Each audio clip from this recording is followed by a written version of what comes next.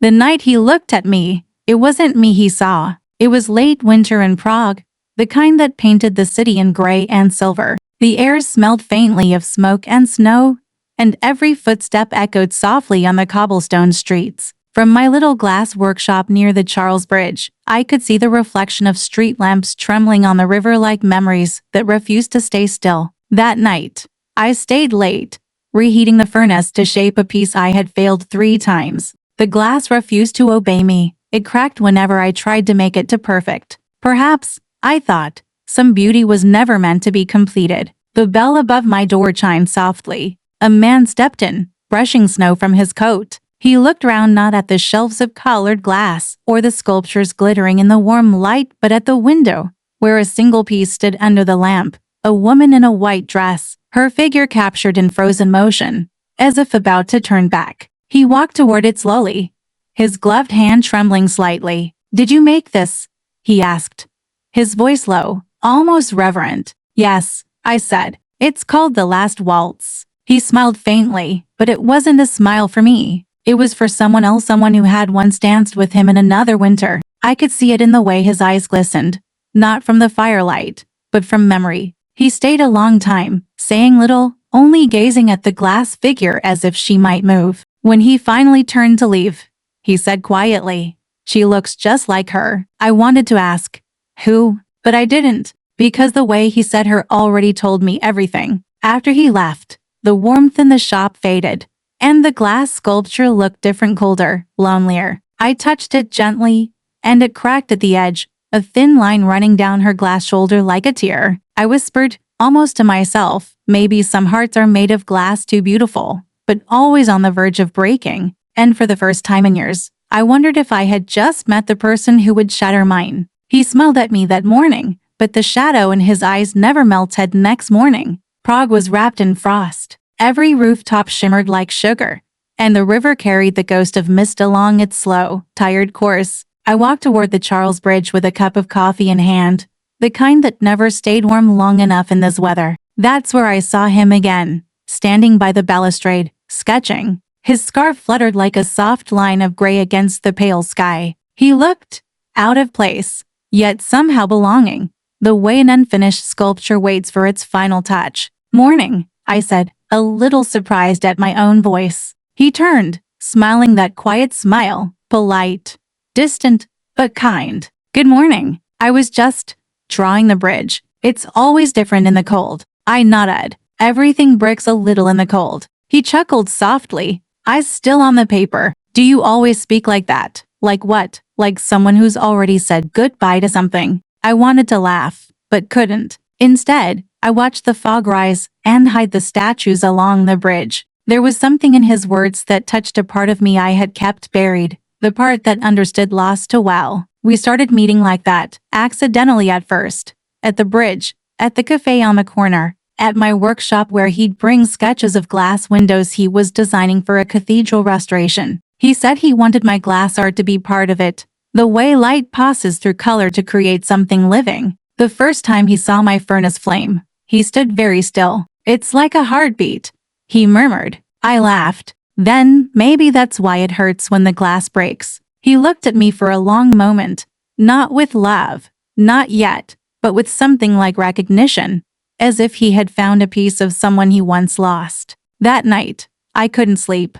His voice lingered in my head, low and steady, like a song hummed through frost. And though I told myself I wasn't falling, I already was. Slowly, quietly, the way snow falls into a river, melting before it ever gets to rest. He called my name, but in that sound, I heard someone else's echo. The furnace had been burning since dawn. Silver dust shimmered in the air like snow caught in firelight, and my hands trembled from hours of shaping molten glass. He was there again, standing by the window, sketching, silent as always. Sometimes I forgot what silence used to feel like before he came. Now, it was different, heavier, almost alive. The piece I was working on was delicate, a sculpture of 2 hands almost touching. He had designed the sketch himself. He said it symbolized distance that love can't cross. I wondered if he realized how cruelly accurate that was. The flame roared higher, and I leaned closer.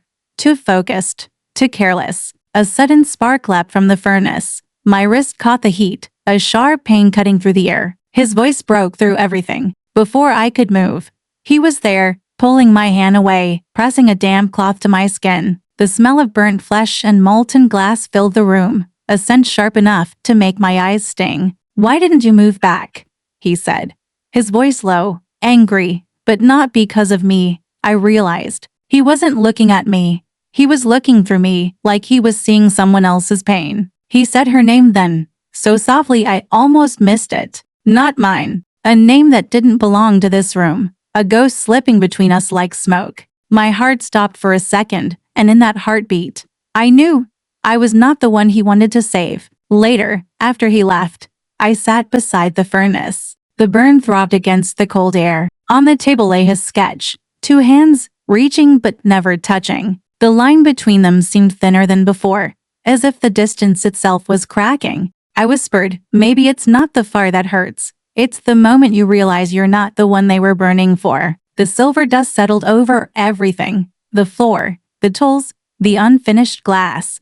And it felt like snow, soft, beautiful, and unbearably cold. She wasn't here, but her shadow still lived between us. The winter deepened, and the snow came quietly, the kind that muffled the whole city, leaving only the faint chime of the cathedral bells. He had been visiting less often since the accident. Sometimes he would stay outside my workshop, looking through the frosted glass, his reflection merging with the sculptures behind the window, half real, half memory. One evening, I decided to visit him instead. He lived on the other side of the river, in a small apartment filled with sketches, blueprints, and unfinished models. The air smelled of cedar and dust, and on his table sat a single framed photograph. A woman, wearing a white dress, her smile soft, her gaze distant, the kind of beauty that doesn't fade, only lingers like perfume that stays long after the wearer has gone. I didn't touch it, but I didn't have to ask who she was.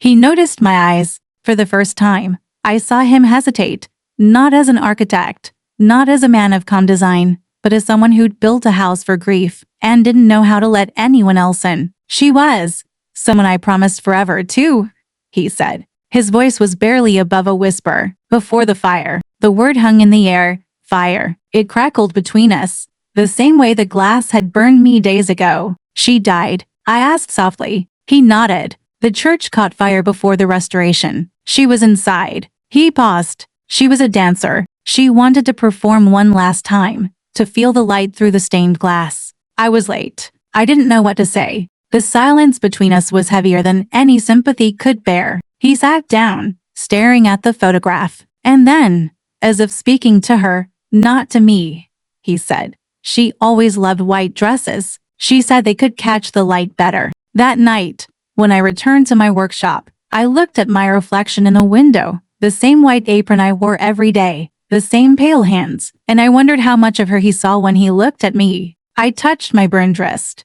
The scar was faint now, but it burned again, quietly, not from pain, but from the truth. It's never easy, being the echo of someone else's love. The snow kept falling, soft and endless, burying every color of the city in the same quiet white. Sometimes silence says everything that love is too afraid to admit. The idea came from him. A joint exhibition.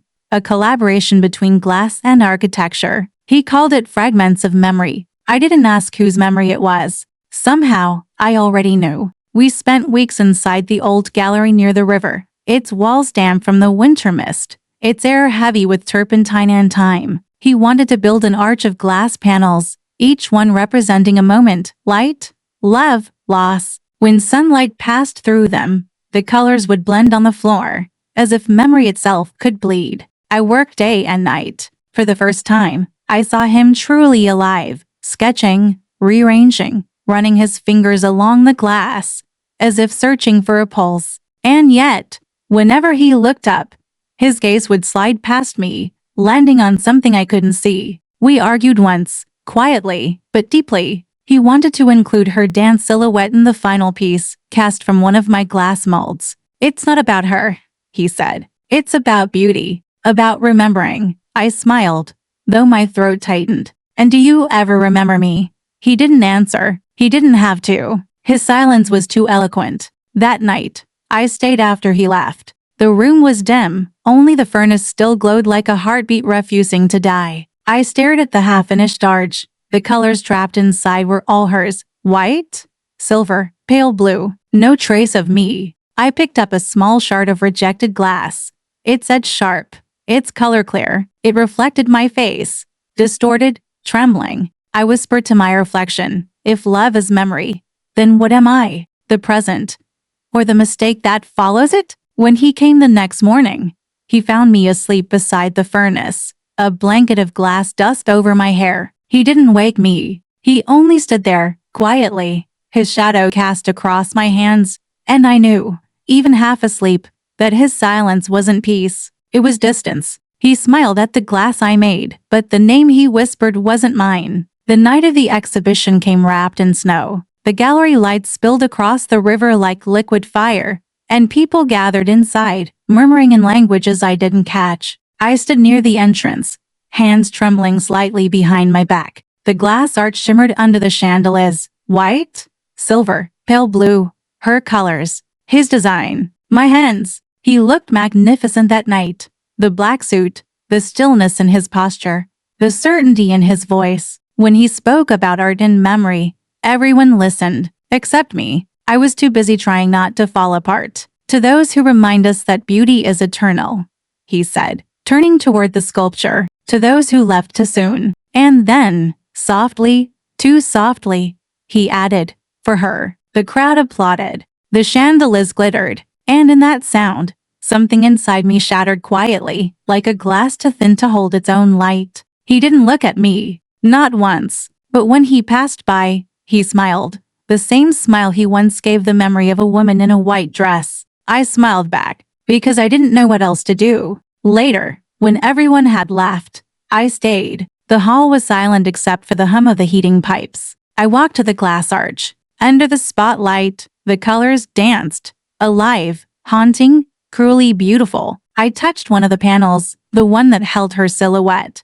The glass was still warm from the lights. I whispered, congratulations. You made it back. He finally gave you forever. My reflection in the panel looked unfamiliar. A woman made of light and cracks. I wanted to hate him, but all I felt was exhaustion. The kind that comes from loving too quietly, for too long. Outside, the snow was falling again. The city lights blurred behind the fog.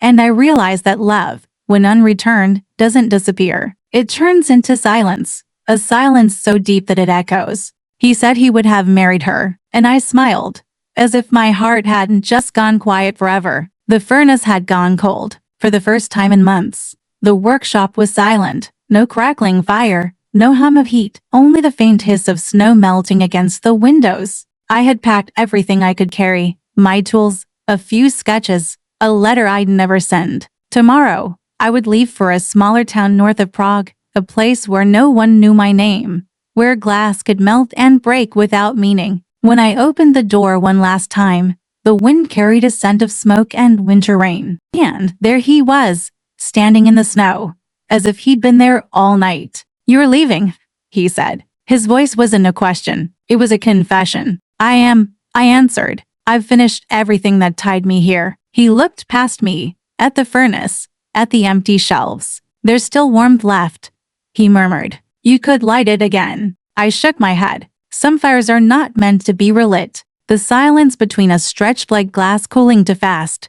Clear, fragile, dangerous. Then, quietly, he said the words that broke me. If she were still alive, he whispered, I would have married her. The truth didn't surprise me. It only confirmed what my heart had been whispering all along. But still, hearing it aloud was like pressing my hand to the edge of a bladdy and pretending not to bleed. I smiled, because I had learned how to. Then I hope she knew that, I said, and I hope she dances somewhere warm. He stepped closer, snowflakes melting against his coat. Don't, my voice trembled, but I didn't look away. You don't have to apologize for remembering. But I don't have to stay and watch you forget me, either. He stood there for a long time, his breath visible in the cold. And when he finally spoke again, his voice was softer than the snow. You were never just a shadow to me. I almost believed him. Almost. But the wind came between us, carrying away the warmth of the word never. and I realized how light a promise becomes when love is already gone. When I walked away, he didn't follow. The sound of my footsteps disappeared into the river fog. Behind me, the furnace slept. I stopped waiting for him the day I realized the world still looked beautiful without his shadow in it. The town I moved to had no river, no bridge, no fog, just quiet streets lined with chestnut trees and a bakery that smelled like cinnamon every morning. People here didn't know my name. They called me the glassmaker from the city. And that was enough. It felt lighter, somehow, as if losing a name also meant losing the weight of what it once carried. I rented a small studio behind an abandoned chapel. There was no furnace, just a wooden table, sunlight, and silence, the kind that didn't hurt anymore. At first, I couldn't make anything. Every piece of glass I tried to melt felt like it belonged to the past. The colors refused to hold, until one afternoon, when a child from the bakery next door came by, holding a broken marble ornament. "Can you fix it?" she asked. I looked at the tiny cracks glinting in the light. They were beautiful, fragile, honest. So I told her, yes, and for the first time in months, I meant it. The new glass I made wasn't perfect. The edges were uneven, the color softer than before, but there was warmth in it, a heartbeat, quiet but steady. Sometimes in the evenings, I'd walk to the edge of town and watch the horizon turn gold. The wind would carry church bells from somewhere far away,